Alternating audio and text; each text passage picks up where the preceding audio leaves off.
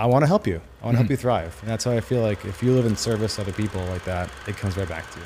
And if you can live like that every day of your life, you're going to be a really happy person. Come to the end of your life, you look back. What I really want to have happen is if someone thinks about me when I'm dead, they think about me, and they feel good about themselves, and they think about me, I've done my job. Yeah. I made them feel good about themselves. And that's a good thing.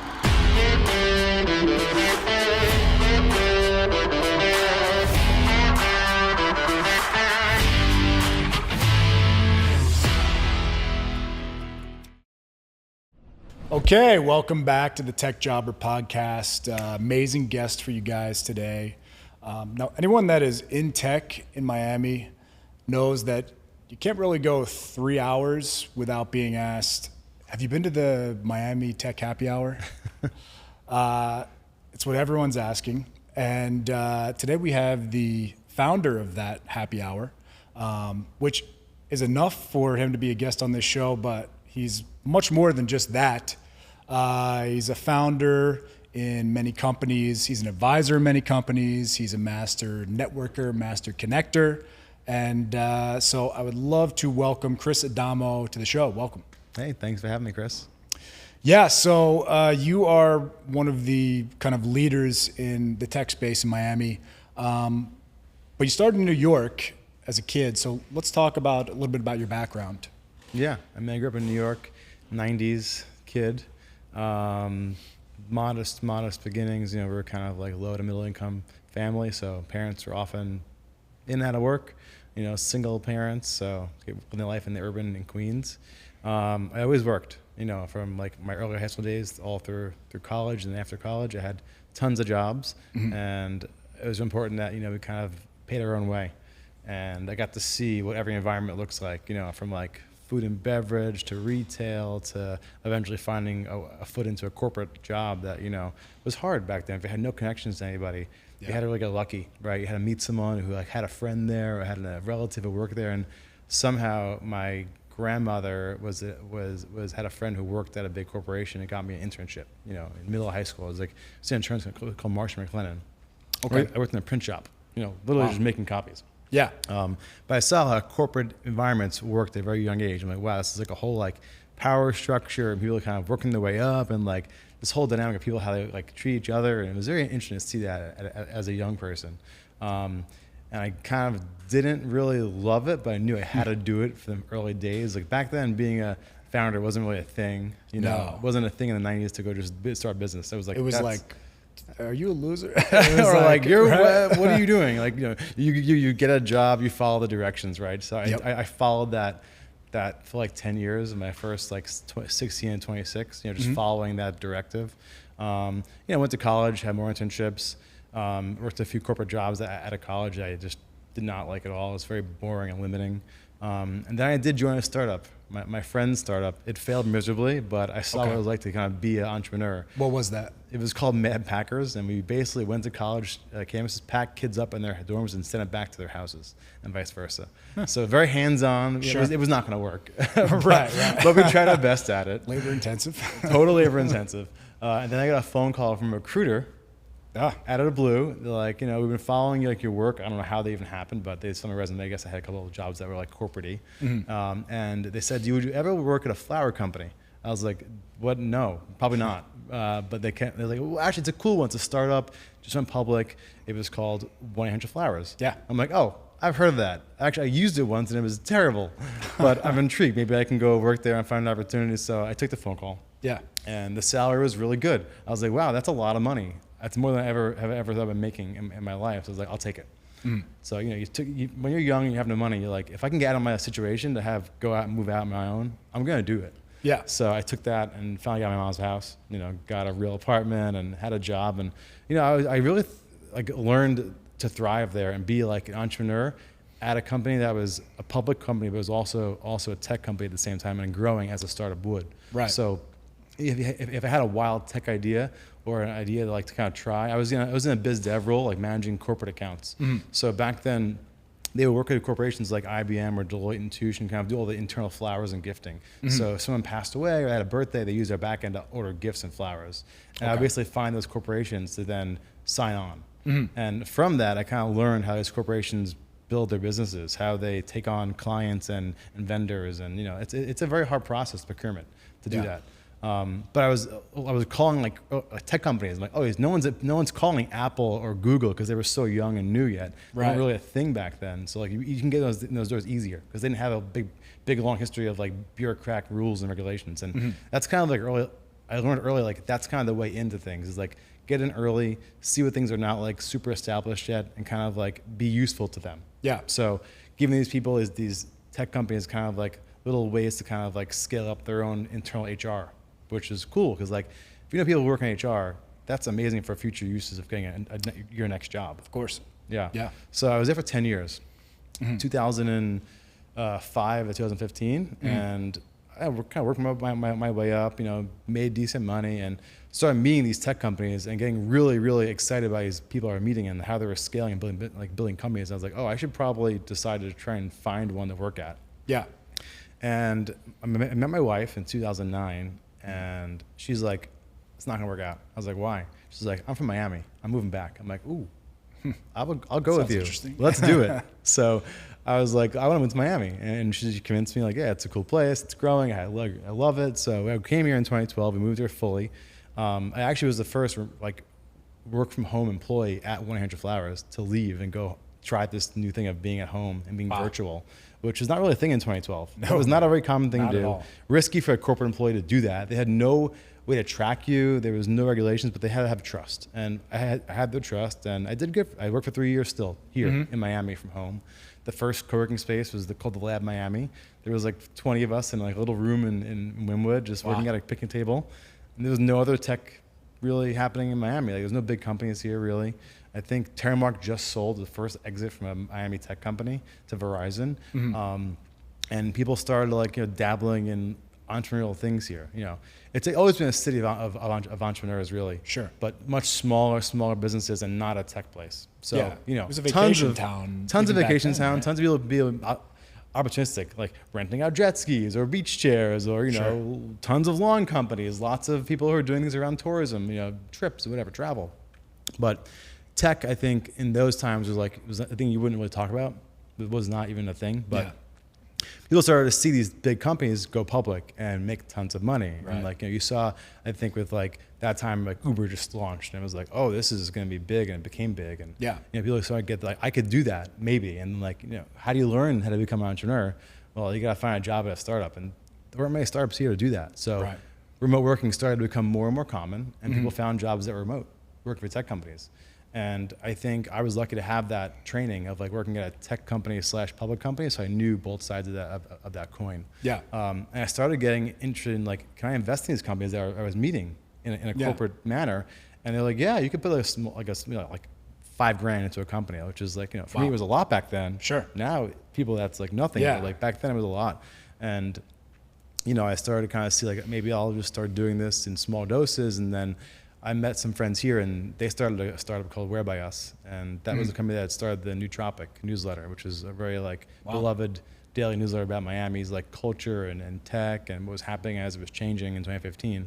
Okay. I took an early job there as like a founding member of the team, and put some money into it, and like put my money where my mouth was, and like lived and breathed it for like 5 years straight. So the whole business was just the newsletter? It was a newsletter about Miami. Okay. And it became a very cool media company. We started doing big events and big like content guides to like different neighborhoods, becoming the voice of like the millennial in Miami who's new.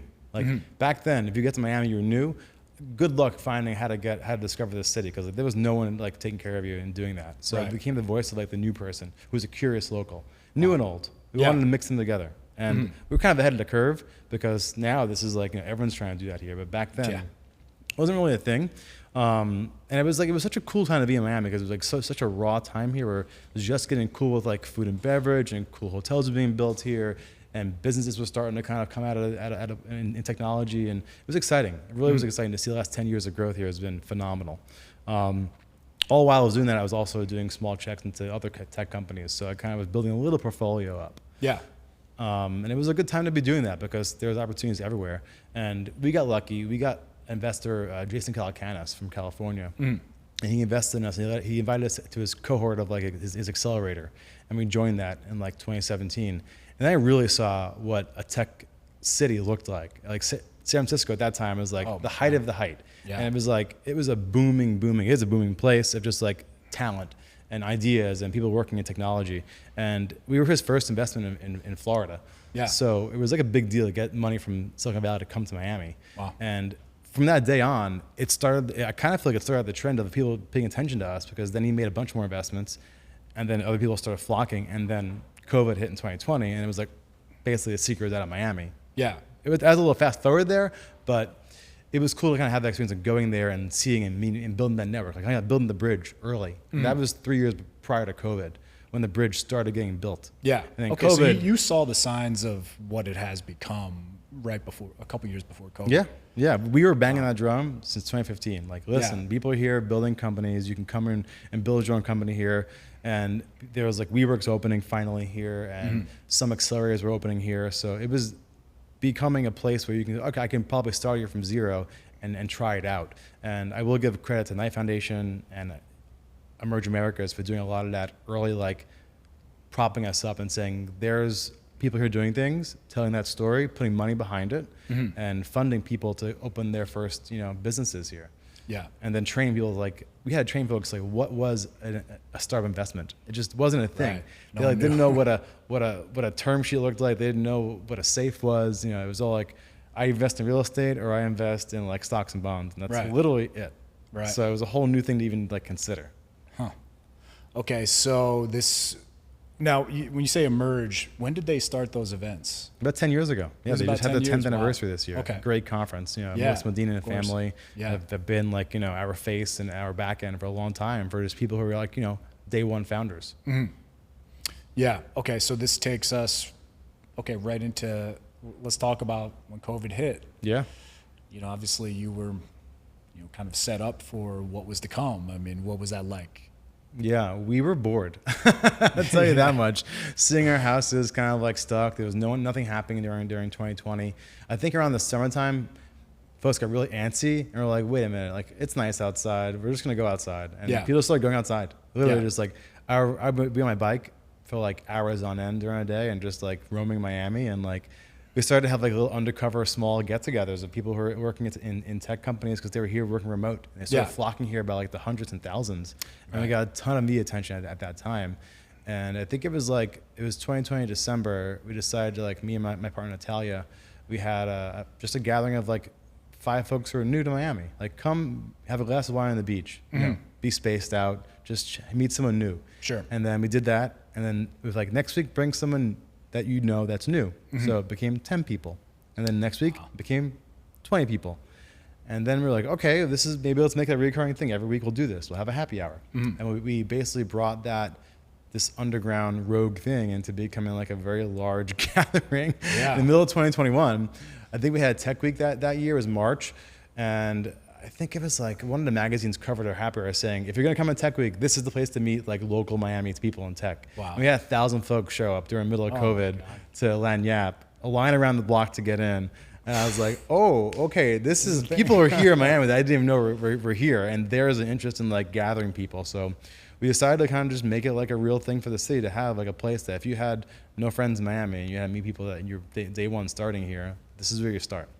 Yeah, no, and I've made some amazing connections there that I'm still, friends with and kind of business associates with just from his happy hours. So we have seen marriages, we have seen business partners and first investments, all that kind of stuff has spawned from that gathering, and we still do it today. Every Wednesday we do it just as a labor of love. We moved to the Arlo now, which is in Wynwood. It's been a great partner for us. So definitely if you're in Miami, you should come out and hang out on a Wednesday night and meet some people. Again, there's no agenda. There's no like kind of like, people being forced to meet each other. It's just very natural and organic. Yeah. Nice. And at what point did the happy hour start getting sponsored and everything like that? Right around 2021, end of the year, the economy was like booming, right? Because all the money was going into tech companies and they had tons of money, flush with cash. Yeah. So we had sponsors who started buying everyone food and drinks and having speakers, and it became a real nicely programmed thing that people just felt like, hey, this is a nice thing to go to. You know, it's a change of pace, not just a party, right? It has a little more intention behind it. You know, a little more like kind of like everyone's thinking with their hat on as like, I'm a business person, but also I'm a real person. I'm a friend. I want to have both things mixed together. And I think that's what I've seen my life become, is like my work and my life is just one thing now. And that's wonderful. You know, when you can live your life the way you want to live it while you're working, that should be an ideal way to kind of have your life be. And when you put intention behind it, it doesn't seem like work anymore. You know, Right. That's my job, has to be this like conduit. That's why I see my job as an investor, as an advisor, as a founder, and just as a civic, you know, kind of like person who decides like, I'm going to take it on my back to help other people navigate this place. It's important to kind of be open and listen and talk to everybody and talk to strangers, really. Like, be ready to kind of take in information. Yeah. You never know where it's going to go and who's going to need that, but you have that back in your head funneled away, like, oh, I'd heard that the other day, I met you today, you guys should meet, and like maybe something sparks. You know, you never know what's going to happen from that. You know, people, again, it's just being a good person is kind of how I've always felt is the way to be. You know, treat people like you want to be treated, and just if you can do something, you might as well do it. If it takes you 5 seconds, 5 minutes to make an introduction, you could change someone's life like that. Yeah, and they'll remember that and introduce you when Who knows? It's time. Who knows? You know? I just have always followed that. I've learned that at a young age from my dad. We weren't very well off. I just saw the way he treated everybody. Like, he gave all his things away, his time away. Like, I mean, no, he didn't really have much, but he just decided, I'm going to share what I have.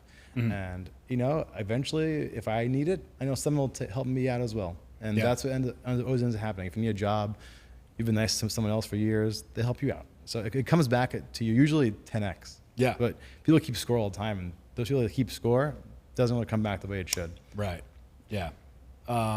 Now let's go back to some of your investments, because I was going over interviews with you and going over your LinkedIn yesterday, and a lot of recognizable companies. When did those come in? Because you talked about you got in some of the early tech companies around here, but I mean you have some massive companies to your portfolio now. Yeah. When did those come in? I started dabbling in 2015.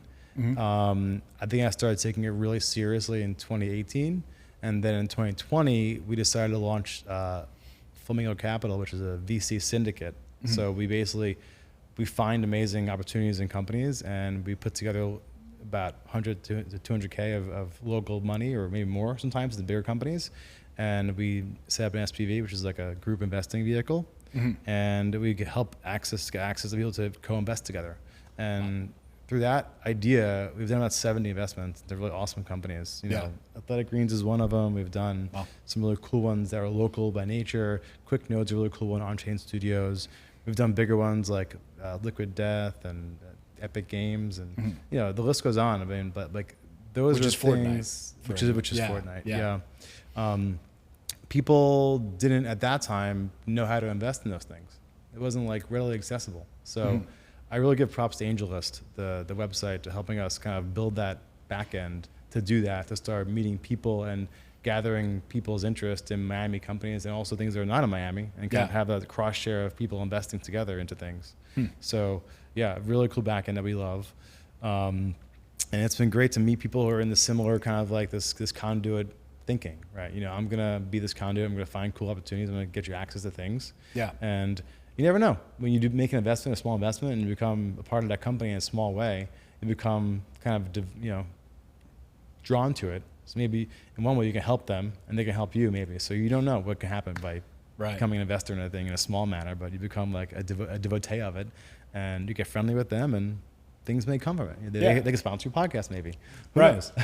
Right. And you're making, sometimes maybe small investments, but now you're a part of it. Yeah. And now you're going to give your advice or use your vast amount of connections to help them. So for them, I think sometimes founders can be very protective of even small slivers, but we give a guy like you even a small piece, and like what they get is more than just the money, much more. Yeah, it really is. I mean, again, it goes back to like thinking of like, how can I be of service, right? And if I'm connected to you in some manner, whatever it is, we're friends, or I invest in your company, or I'm advising you, or I'm just inspired by you, I want to help you. I want to help you thrive. And that's how I feel like if you live in service to other people like that, it comes right back to you. And if you can live like that every day of your life, you're going to be a really happy person. Come to the end of your life, you look back. What I really want to have happen is if someone thinks about me when I'm dead, and they think about me, and they feel good about themselves, and they think about me, I've done my job. Yeah. I made them feel good about themselves, and that's a good thing. That's a really good thing. If everyone does that in their lives, with all their actions, very intentional like that, people will just have amazing experiences and huge success. But most people don't think like that. They don't think like, the person first. They think about themselves first, and that's when things get out of whack. Mm-hmm. Because we're all, and not to get too like hippy dippy here, but we're all kind of all part of the same energy. We're all part of the same big explosion in space that happened. All the same atoms that are a part of the Earth are part of you. Mm-hmm. Where do you think that all that energy is going to go back to? It's meant to be in this harmonious situation. Yeah. Yeah. Well, let's, because a lot of people have ideas. So from a money man, I like to always get kind of your process, what you like to see in pitches, is there a checklist? What do you go through? Yeah. First it's the human connection. It's like, is this person really real inside? Or are they just like, kind of like just lying through their teeth? Yeah. You want to know, like, at the core, who is this person? Can I trust them? Can I trust them to be honest and transparent? That's the biggest thing. If I can get the person that, like, I really know that person is being truthful and honest, and they're going to tell me the real story, and they're really passionate about this to like the nth degree, that's what I want to be supporting. And that's investing, that's being friends, whatever you do, that should be what you look for first. Yeah. You got to pass that test. If you don't pass that test, it's just a non-starter. I don't care how awesome your company is doing and making a ton of money. If that founder and that team is not sincere and not a good human, I'm just out. So it's full stop. Initially just very much a feel on your part. A lot of gut. Yeah. I know people, you can't measure that, but you just know. Okay. You talk to someone for a little while or at length, you get to know that person pretty fast. I can tell when someone is really authentically themselves or they're trying to be somebody else. Mm. And so you've seen like beautiful PowerPoints and amazing financials, and the guy just something is wrong here. The little makes you sometimes pass that sniff test. You just know, right? Yeah. And then once they pass that test of like, this is a good, authentic person, then we get into the weeds. Okay, and let me talk about your experiences. Why is this idea that you're working on the exact right time for you to do it? And what's led you here? Like, I gotta have that. They have to have that alignment with what they're doing. Like, this person is the number one person who's doing this thing right now. And that's another thing that people have to like really drill down on. Like, why are they doing this? Why is this the right person to do this? Because a lot of ideas are the same. You're gonna see the same idea 100 times on a pitch deck. But who's gonna execute on this idea? Ideas are ideas until they become real and executed. Mm-hmm. And that's what people screw up all the time. Yeah. They get around the idea is amazing, but they don't know that this team can actually make the idea happen. Right. And any, say, common themes or common traits in things that have worked and things that haven't, good investments and bad investments, that you've seen? It's wherewithal. It's looking at the past history of what they've built before, what they've worked on as a team, what they've worked on as another job, that they have stuck it out and they've committed themselves to seeing it through. That's a big important thing with people who are building companies. Almost outlasting is the most important thing. Like, how long can you endure? Yeah. Because it takes 7 to 10 years most times to get somewhere. Yeah. And that's a long time to wait when you're putting money into someone's business. Yeah. Most people can't wait that long, and that's why people investing in companies that they're tech-driven or startups is not for mostly anybody. It's an insane thing to do. Yeah. Because it defies all reasoning. Right. And most things are going to fail. 95% of things are just going to not work out. Mm-hmm. So I want to know that person is all in. Like, this is all you're going to think about and do for the next 7 to 10 years of your life. Yeah. And that commitment has to be shown in their past work, in their past lives, relationships too.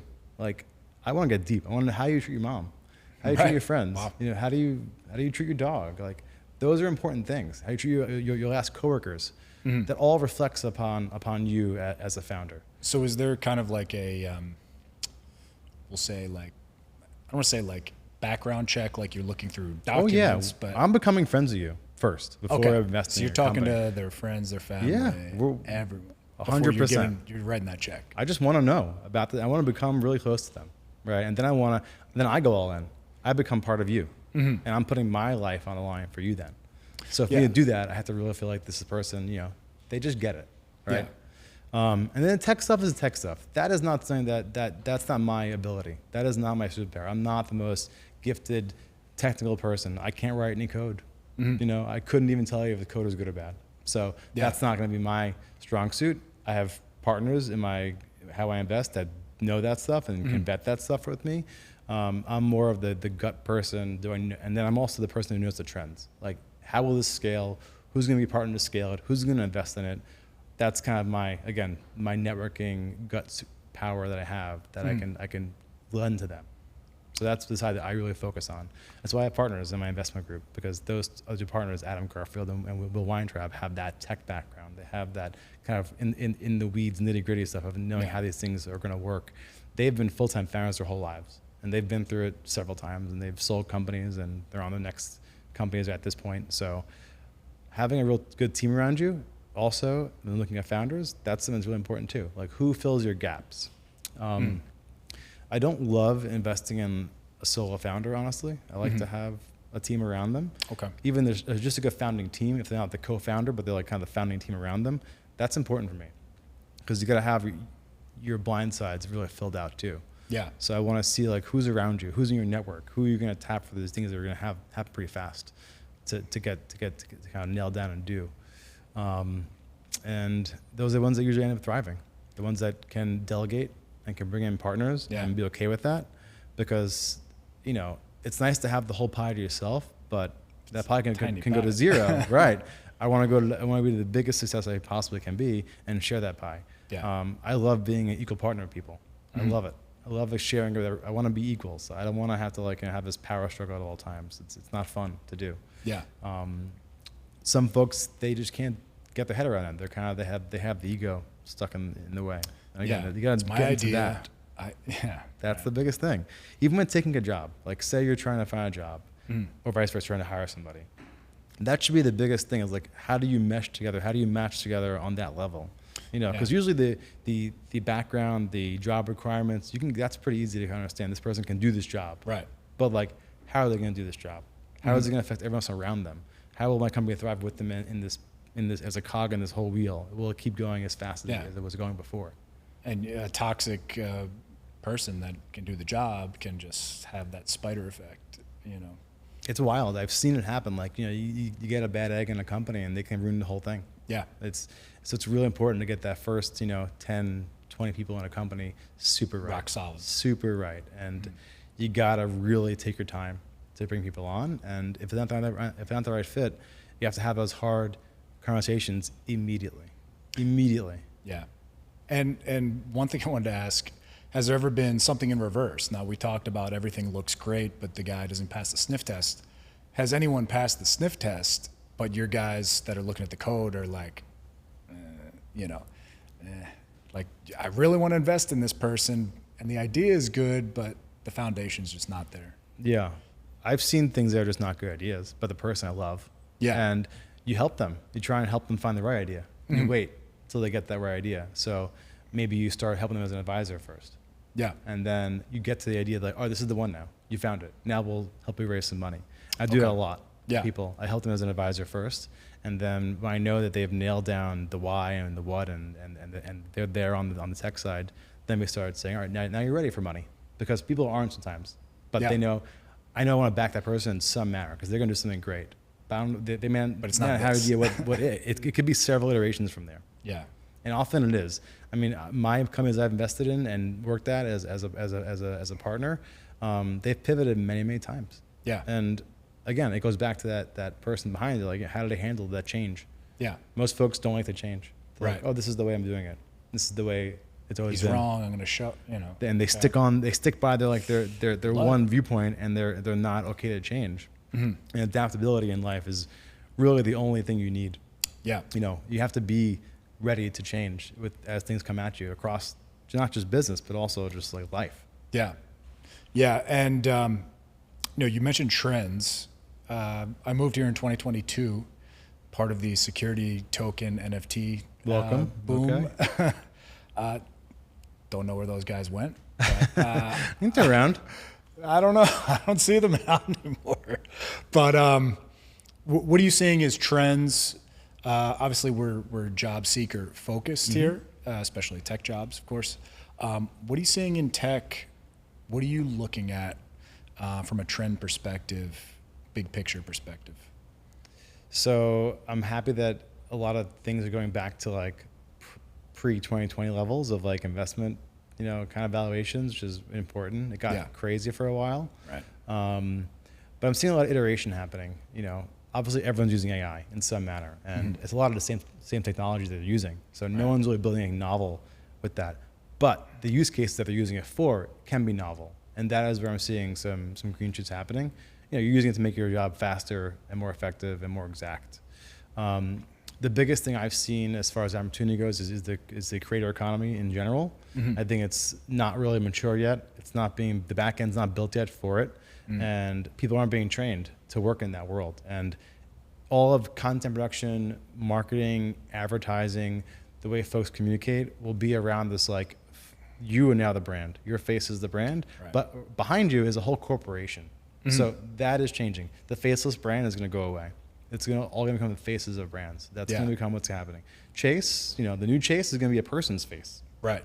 In some manner. It's going to become like they've built this following of other people that relate to them in some manner. It's like that community is like number one for better or worse. We saw in NFTs, like community was like, everyone's talking about that. People are dying to belong to something.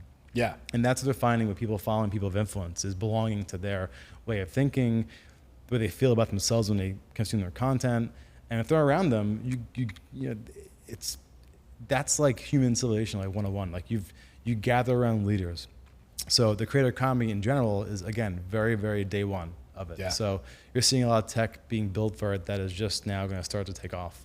So how folks, organize, how they create, all those jobs need to be filled. And it's going to be some AI, but a lot of human jobs. So don't overlook that. And corporations are going to have to start taking it seriously.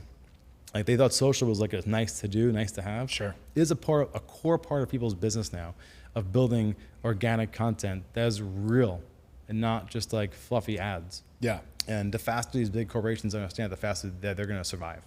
Yeah. And the ones that don't, they're going to kind of go to the wayside. Or have to give large sums of money to people to co-opt those personal brands, right? It has to be the right fit a lot of times, because people mismatch that all the time, and it just doesn't really work. It kind of doesn't hit. It doesn't relate. They're trying to buy their way into people's communities, and sometimes you just know it. Hey, this doesn't really fit. Not right. This is not a right fit. I've seen it happen a couple of times. I'm like, probably not a good usage of money, time, alignment. But yeah, so that's one thing I'm really excited about. Obviously, technology, using it for it, is what I'm kind of focusing on. I've seen a lot of brands be created too, like CPG brands are taking off. Yeah, and they all have faces now. That's going to be the way. That is the new way of doing a brand. It's around the community first, the reach. Who do you have that believes in you believe, and then okay, this is what I've built around it. So that's the hardest part, is to build that following, to build that trust up, and then to build something that you really align with, and you know, right? What is your expertise? What is your thing that you really can like drill on? So yeah, I think that's the biggest thing I'm seeing as opportunity is that. Virtual will still be a big thing. We're invested in Epic Games for many years, and the back end of that for Fortnite is called Unreal Engine, and that is the future of all digital content. That'll be our back end for a lot of production, for a lot of video, for video games, for whatever's being done on the internet. That's going to be what's behind it. So that's a big opportunity, and that economy around that is going to grow immensely. So if you're a developer, I would thoroughly put your head into Unreal Engine and get to know how to be in that world. Yeah. Yeah. And, I noticed they actually have a lot of brand collaborations. Totally. I mean, they're like the kings of that now. Yeah. Right? Yeah. They've done a lot. They've tried a lot of things. They're seeing what sticks. Yeah. Right? Now, as far as the creator economy, one of you, I'm going to take a lot of notes on this one. Yeah. What are some pieces of advice you give to people? I mean, like, the regular person that has we'll say tech job, start producing content in that job. And I've seen some very successful people. They have a day job, but now they started producing the content. They get an audience. Now they have a mentorship that they're monetizing after hours. Yep. And eventually, they don't need that day job because they have so many people in the mentorship. So, what advice would you give for people as to kind of get ahead of the curve there? Yeah, it takes a lot of time and focus to make content that is real to you, and it's what you know and love, and it's repetition. It's putting in the repetitions behind that content. It is doing it, almost treating it like part of your job, right? Multiple times a day, making and testing out content that fits your style and your niche. Like, what are you the expert at? And lean into that one thing and own that one thing, whatever it is. Yeah. If it's, doing a tech recruiter, or being a really person who knows sneakers, or, I really know plants, whatever it is, run with that. Yeah. And do only that for like a year straight. Yeah. You'll be amazed about the people that will connect with you on that one topic of how fast you can grow. There's some people who have made millions of dollars with the craziest things that they're experts at, right? Whatever it is. Yeah. Balloons, Right. This is funny. The number one balloon man in the world has the same name as me. Really? Chris Adamo, yes. Oh, when I was looking on YouTube, I kept seeing that must have been the guy. I'm like trying to find your if you're interviews. out there, man, give me a shot. I'm going to see balloons in real life in Miami. Balloon man. Balloon man. Wow. Yeah. So, and again, I think that schools and online schools are going to take off around this creator economy, because they're going to start training people how to become real creators in all parts of that business. It's not just the face, it's behind the scenes, it's their whole team. There are account managers, the video production people, the people doing the sound, the folks who are doing the posting, the people doing analytics, using the app. It's a whole world behind it that it's going to blow up. Yeah. So whoever wins that game of like becoming that like voice and that teacher of those things, there'll be many of them, is going to really, really thrive. Yeah. You're seeing folks do it right now. Gary Vaynerchuk's amazing at it. Yeah. Gary Lebovetsky's amazing at it. I've seen multiple creators start taking it on their own to become these like mentors and teachers of other creators, kind of building their own staple of talent. Yeah. And that, I think, is the way to do it. It's a smart way to do it. It's becoming this voice and this trusted person who will help you and your career thrive, because you win more when people who are around you are thriving with you. Yeah. And that's really the name of the game here, is to build your community to build with you, because as you do better and they do better together with you, you're going to win with them. Yeah. And that's the way to win. I don't want to win alone. I want to be on a team. I've always I played sports my whole life, baseball, basketball. I love team sports, but for that reason, it's like it takes everyone around me to kind of thrive together. I can't do it by myself. You can't. I'm a pitcher. I gotta have a catcher. I gotta first catching the ball. Who's gonna hit the ball? Like, there's not just me out there by myself. So yeah, I'm really, I can't wait to see how that evolves and who wins that game. And there'll be multiple winners for sure. Yeah. And if you're a new person who's a creator, it takes time to consume and to learn and to create, and then to really, really double down on engagement with every person you have that shows a liking to you.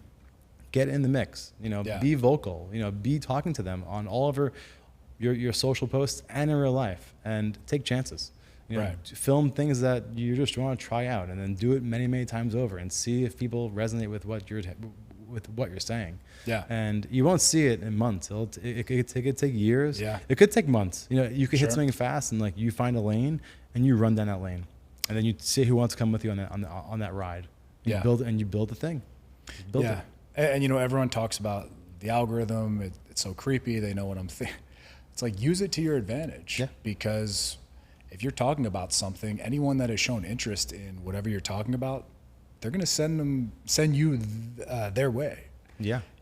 So that's what I always tell people. I mean, I had a guy, he does recruiting in the steel industry. Mm-hmm. And he's like, I don't think a lot of these steel guys are on TikTok and stuff. I'm like, Doubtful. Maybe. But anyone that is going to see you, and, if you get a couple clients that way, hey, great.